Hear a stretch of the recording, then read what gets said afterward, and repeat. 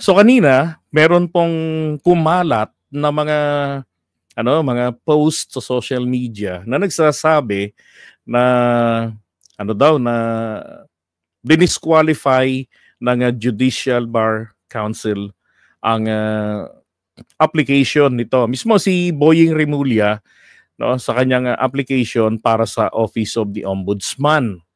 No? So na-DQ daw. Ang dahilan po kasi ay ito daw pong pending case na isinampa ng babaitang ito ni Amy yan po sa Office of the Ombudsman, di ba?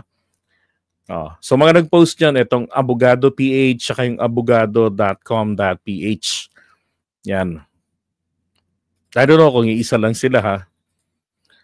Ngayon, matapos na ma-content ito, matapos na maibalita ito kanina, ay nako, bigla hon lumabas ang statement ng JBC. Nang sinasabi nila, and Judicial and Bar Council has not yet commenced the vetting process as the official list of applicants under consideration has yet to be published, according to Supreme Court spokesperson. Patay. Ang daming na kuryente, sunog, di ba? Ano, ang nagsalita po itong spokesperson ng Korte Suprema, si Attorney Camille Ting, yung babae na akala mo AI pag nagsasalita. Okay? So ano ho ba yung nilalaman ng fake news na yan? Ito po, sinasabi nga dyan, dahil nga po sa pending case against kay Boying na may kinalaman doon sa pag-aresto nila at pag-surrender kay Duterte sa ICC. Kaya ngayon ay nakakulong. Hindi ba't nag-conduct ng investigation etong si Senator Amy Marcos? Tapos yung kanilang findings, not yet a committee, kung doon nagkakamali, it's not yet a committee report, but just the findings, initial findings, and then dinalhan niya ng kopya ang ombudsman. So syempre ang ombudsman, motu proprio, at yun lang po, ako yung talagang gusto ko hong mangyari, motu proprio, kumikilos ang mga investigating bodies natin. Hindi kinakailangang maghintay po na may bumula na ang bibig, nakapagpatayan na, nakapagnakawan na, nagkaletse-letse na ang marami, hindi pa rin sila uma-action because of lack of proper complaint. Diba? They can do motu proprio or proactive sa English, kusang loob sa Tagalog, nakilos. Diba? Mas mainam yung ganun. Otoridad yung mga yan eh. So, historically, ginagawa naman po talaga ng Office of the Ombudsman yan. Na kapag merong committee report, di ba, may pinadala sa kanila, then iniimbestigahan nila. It's just that pagdating dito kay Sara, hindi po talaga sila makagalaw. Di ba? They conducted investigation and apparently hanggang doon lamang sila. Hindi sila po pwedeng maglabas ng kanilang findings na magkaroon ng indictment, sabihin na, hey, there's a probable cause. Diba? Hindi po pwede. Why? Because Sara Duterte is an impeachable official. As a rule, kapag impeachable official, bago mo kasuhan sa court of law ng gusto mong kaso na hindi kabilang doon sa impeachable offenses stated sa Constitution natin sa Article 11, di ba? Doon sa public accountability, ang mangyayari po ay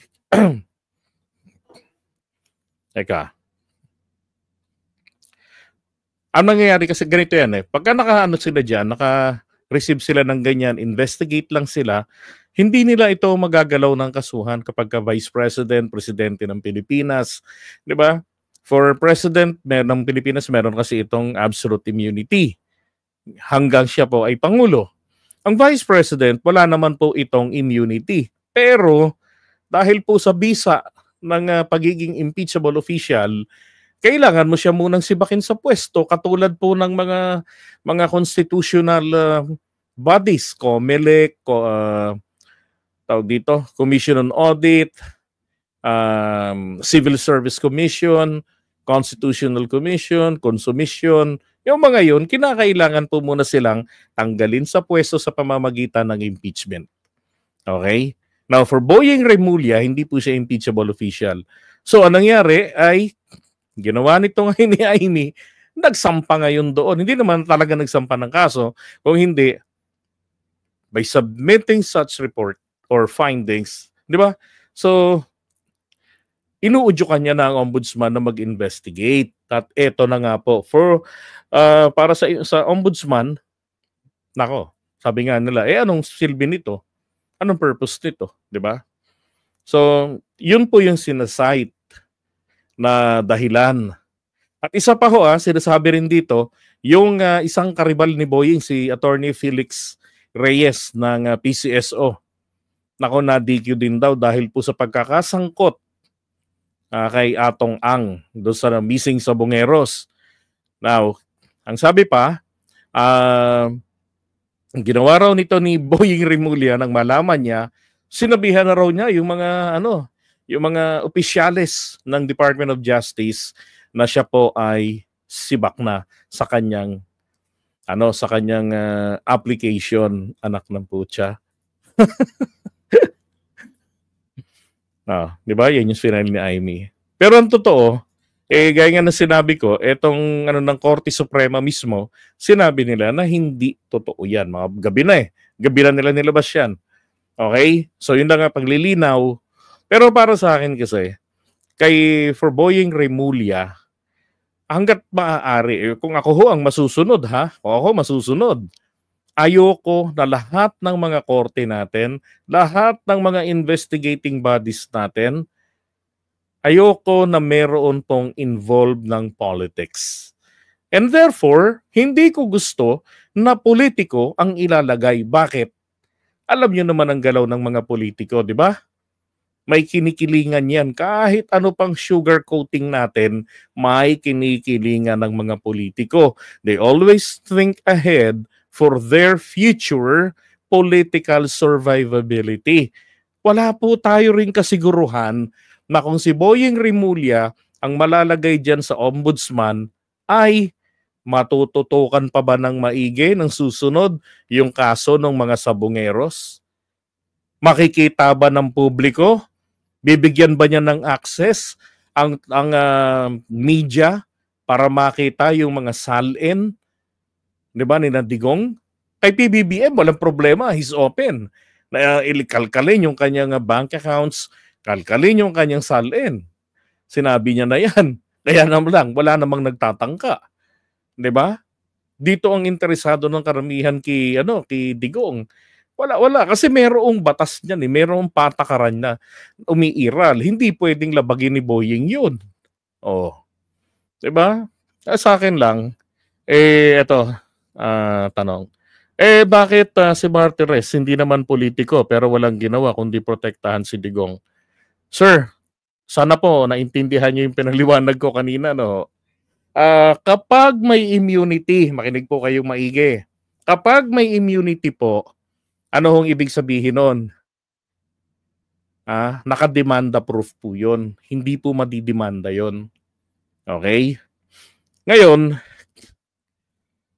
ang mangyayari po dyan, pag natapos na ang termino ni Duterte at natapos na nga, dapat may magsasampa ng kaso. Okay? Ganun po yun. Yung problema, makatapos ang pagbaba ni Duterte sa pwesto, wala naman nagdidemanda sa Office of the Ombudsman. Di ba? Wala nagdidemanda. Bakit? Takot, baka mapatay. Takot mabash. Ganun lang yun Okay? Kaya, hindi po, tawag dito, hindi po porket di ba? Pero ganun pa man. Kung lalagyan natin ng politiko mga korte natin, look at, eto pa classic example. Si dating Supreme Court Chief Justice Davide. Alam niyo ba na siya po ay isang politiko? Anong ginawa niya sa sa pagkapangulo ni Erap? 'Di ba? Ang ginawa niya sa pagkapangulo ni Erap, he robbed Erap his presidency. At buong laya nilang ibinigay kay Gloria Arroyo ang legitimacy. Saan ka nakakita na magiging basehan ng resignation letter ang isang diary? That's correct. Rego Adventure, shout out sa'yo. Chief Justice yan, ha? Di ba? Oh, si Buano yan eh. No. Di ba? Tsaka ang alam ko, bago pa siya makapasok sa judiciary, dati na siyang politician. Ganun ang galaw ng mga politiko. Diba? Tama, Rego. Yung diary ni Angara, ang nakalagay doon sa diary ay, until now, pinagdidibatihan yan sa mga law school. Valid ba yon? Pwede bang gamitin yung president na yon? Na pwede nang tanggapin kapag ang presidente nagsabi o sino man na impeachable official nagsabi na ayaw na, pagod na ako. Pagod na ako. Ayun ang isinulat doon ni Angara. Siya yung executive secretary ni ERAP at the time. Di ba? Tapos nung nag-submit si ERAP ng kanyang leave of absence, kumbaga o notice sa Senado at sa Kongreso, which is yun ang proseso, natanggap ng tama naman sa oras. Ngayon, nung tahimik na yung situation, bumabalik sa ERAP. At si Gloria Arroyo, she already took her office, diba, took an oath for acting president. Aba, kinabukasan lamang po. Iba na ngayon ang sinasabi ang maririnig mo sa mga balita sa TV. Splice na, nawala na po yung acting. Ang nando na as President of the Republic of the Philippines. Ako nasa sasakyan ako noon sa jeep. Narinig ko yun noon, yung panunumpa niya matapos na magtagumpay sila kasi napatalsi kami noon. Kami yung kabilang po ko noon sa last 35 kasama yung kapatid ko na naiwan doon sa may Mindiola na nakikipagbatuhan doon sa mga lumulusob na mga dilawan. Nilusob kami ng taihan doon. Tapos syempre 35, anong gagawin namin? Yung ibinato namin, may baon ding bato yung mga lintik. Syempre, tatakbo ka na kaysa magkabukol-bukol. Tapos nung nasa jeep kami pauwi, ayun na, naririnig na namin, nanunumpa na si Gloria Arroyo. Tapos kinabukasan, iba na balita. Tapos lumabas yung desisyon ng Korte Suprema. Ang sabi ni Justice Davide, nag-resign si ERAP. Ang basihan, diary. What the fuck? Okay, kung sakaling sampahan ng impeachment ng mga justices, pwede naman pong sampahan sila ng impeachment. Pwede naman po yan. Kaya lang, ang ginawa nga nila doon sa kanilang decision, di ba? They shield themselves na hindi daw sila they cannot be held accountable doon sa mga pagkakamali na may kinalaman sa impeachment. Ayos. Ibig sabihin po, pagka sa aking pagkakaunawa, kung sila magkamali-mali, sinadya o hindi, ang desisyon nila at mapapatunayan mang mali, hindi po sila maaaring panagutin. So may immunity sila. Pang-aabuso yun. That is dictatorial. Diba? Dictatorship yan. Ano yun? Hindi sinabi ng batas na merong limited immunity ang miyembro ng Korte Suprema. Pero sila, binago nila ang Constitution at ilagyan nila ng immunity sarili nila. Mali yun. Ang problema lang, ang dapat na ma-impeach dyan sa kanila, di yung 13 na mga, di ba? Yung mga pumirma doon sa desisyon na yun, may mga sablay. Oh. Wala man lang argument, oral argument. Ay nako. So, kaya lang ang problema, hanggang House of Representatives lang ang impeachment na yan. Pagdating dun sa Senado, hindi po yan tatratuhin nila ng maayos. Bakit? Ngayon pa lang sinasabi nila na yung impeachment ginagamit sa pamumulitika. Kaya sasabihin nila, ang Korte Suprema, sabi nga ni JDB, ang mga korte at mga investigating bodies, hindi dapat ito, dapat walang involved na politics, hindi sila politiko at hindi sila namumulitika at hindi sila dapat pinupolitika, and therefore hindi namin ito haharapin, i-dismiss namin ito. Yari na naman tayo. Bakit? Alam niyo naman gaano kabulok ang mga senador natin ngayon, di ba? Pwede silang ma-impeach hanggang House lang. Di ba? Pero yung magkakaroon ng trial, Bomalabs. Ako naniniwala ako 1001% hindi yan magpa-prosper sa Senado. Hindi ho magkakaroon ng constitutional crisis. Bakit po? Nakalagay sa Constitution ng impeachment. Di ba? At saka kung mawalan man tayo ng mga justices for the time being, wala pong mamamatay na Pilipino, wala pong magugutom, wala pong proyekto ng gobyerno ang titigil. Hindi ba, Jocelyn Auyama?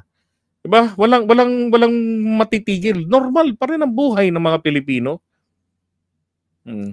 Constitutional crisis, kung magyari man yan, ganun din ang sasabihin ko, wala pang magugutom na Pilipino. Kaya nga 3 branches of the government Diba? Ang hudikatura ay naglalapat, nag-i-interpret ng batas. Hindi po sila ang nagpapatakbo ng pamahalaan. Diba? Kaya hindi totoo yung sinasabi ng iba na magkakaroon ng constitutional crisis. Yung mga tao na yan, malamang hindi po nila naiintindihan kung ano yung sinasabi nila. Okay? Wala silang sapat na background dyan para, wala silang sapat na research kung ano ba talaga yan para maintindihan nila na basta sabihin lang yung constitutional crisis and then the term crisis, mabigat na situation na hindi ho. Kasi kung mawala sana sila sa pwesto, papalitan lang ng presidente yan The Judicial and Bar Council, yung JBC, mag-shortlist na naman sila, ibigay sa Pangulo, mamili po kayo dyan. Mamakyaw na kayo. 13 po yung kailangan yung iselect. Yun lang yun Di ba?